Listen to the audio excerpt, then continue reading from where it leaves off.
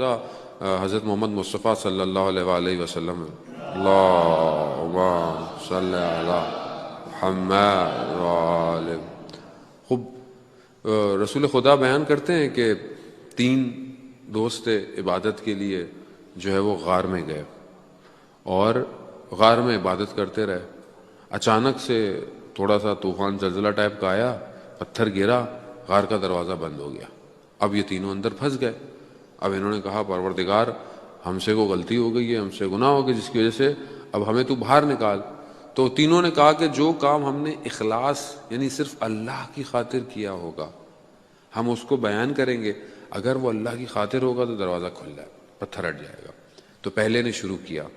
پہلے نے کہا کہ میں ایک خاتون، ایک لیڈیز مجھے اچھی لگی تو میں نے اپنی ساری جان دولت خرچ کر دی کہ میں اسے حاصل کروں. لیکن جب میں نے اسے حاصل کیا تو مجھے خدا کا خوف آیا. میں نے کہا پروردگار تیری خاطر میں یہ گناہ نہیں کروں گا کہ میں تجھ سے دور ہو جاؤں گا. اگر یہ کام میرا پروردگار تیری خاطر تھا تو مجھے نجات دے. تو تھوڑا سا پتھر غار سے ہٹا.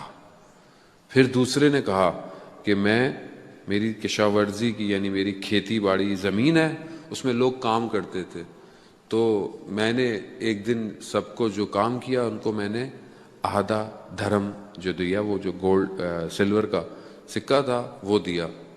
ایک شخص نے کہا کہ میں نے زیادہ کام کیا ہے، میرا جو اجر ہونا چاہیے وہ پورا سکہ ہونا. تو میں نے اسے فی الحال نہیں دیا یا اس کو دینے لگا تو وہ چھوڑ کے چلا گیا، ناراض ہو کے چلا گیا. پھر میں نے اس ایک دھرم کو اپنے کاموں میں لگایا اور اس سے میں نے اور کام کیے اور چیزیں کی. ایک دن وہ شخص میرے پاس اپنا وہی سکہ واپس لینے آیا. تو میں نے جب حساب لگایا تو 18,000 دھرم بن چکے تھے اس ایک دھرم سے. میں نے سارے وہ 18,000 دھرم اس کو دیے. پروردگار یہ سب میں نے تیری خاطر کیا. تو کہا پتھر تھوڑا سا اور ہٹا.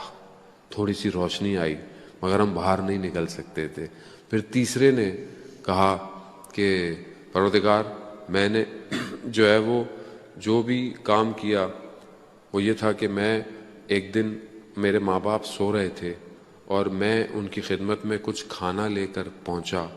لیکن میں نے کہا کہ یہ سو رہے ہیں، اگر میں زمین پہ رکھوں گا تو کہیں کوئی سانپ یا کوئی جانور اس کھانے کے چکر میں ان کو ڈس نہ لے، اور ان کو بھی میں اٹھانا نہیں چاہتا تھا. تو یہ کھانا لے کر میں کھڑا رہا جب تک وہ نہیں اٹھے. پروردگار میں نے یہ کام خالص تیری خاطر کیا تھا. کہا کہ پتھر جو ہے وہ اپنی جگہ سے ہٹ گیا. رسول خدا فرماتے ہیں کہ یہ تینوں اپنے کردار کے سچے انسان تھے. عزیزان محترم، ہم اپنی زندگی میں کہاں پر اخلاص رکھتے ہیں؟ رمضان یہ پریکٹس دے رہا ہے ہمیں. یعنی شاید ہم عام دنوں میں پریکٹس نہیں کر پائیں. ہم کوئی بھی کام کریں، افطار کریں، کسی کو کھانا کھلائیں، کوئی بھی اپنے طرف سے کوئی بھی کام کریں، کیا یہ کام ہمارا اللہ کی خاطر ہے یا نہیں ہے؟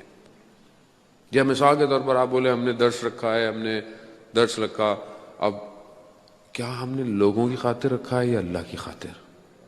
کیا ہم اللہ کو راضی کرنا چاہتے ہیں یا لوگوں کو راضی کرنا چاہتے ہیں؟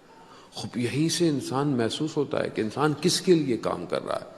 خوب یقیناً آپ یہی چاہتے ہیں کہ اس سے درس سے یا جو بھی یہاں پروگرام ہو رہے ہیں، قرآن ہے، دعا ہے، اس سے ہم اللہ کے قریب ہوں. تو یعنی ہمارا اصل مقصد کیا ہے؟ اللہ ہے.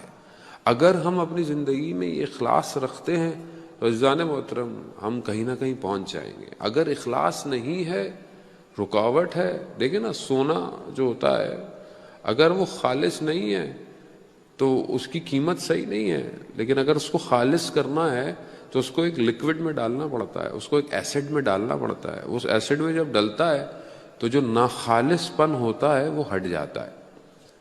یا پھر کسی آگ میں، فائر میں برن ہوتا ہے. کوئی چیز اگر خالص ہوتی ہے تو ہمیں بھی زندگی میں بعض اوقات خدا امتحان سے گزارتا ہے. خدا چیک کرتا ہے کہ یہ خالص ہیں یا نہیں ہے، یہ میرے لیے کر رہے ہیں یا کسی اور کے لیے کر رہے ہیں. خوب یہیں سے زندگی میں انسان کے پتہ چلتا ہے کہ انسان